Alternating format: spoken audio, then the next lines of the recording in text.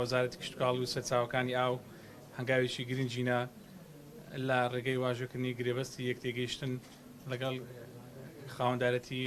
کۆمپانیای گرین ئێسلاند. ئەمە یەکەمین هەنگاوی وەزارەتی کشتتوکاڵ و سەرچاوەکانی ئاوە لە ڕێگەی گرێبەستی کارکردن بە بەشداریکردنی سەرمایەگوزاری هاوبەشیکردن لە ڕێگەی کەرتی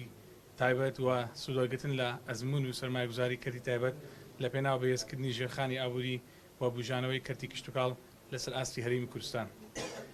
ئەم گرێبەستە ئەمڕۆ بریتیە لە کردنەوەی ناوەندێکی گەورەی توێژینەوە پەرپێدانی کشتتوکاڵی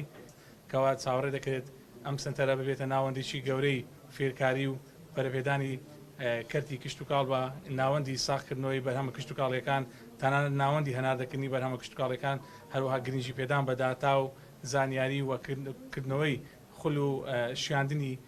تواناکانی جوتیارانی خۆشەویست و فەرمانبەران و هەموو ئەو دەرچووە بە ڕێزانێکەوە دانەوێت لە کەرتی کشتتوکاڵدا ئیش بکەن.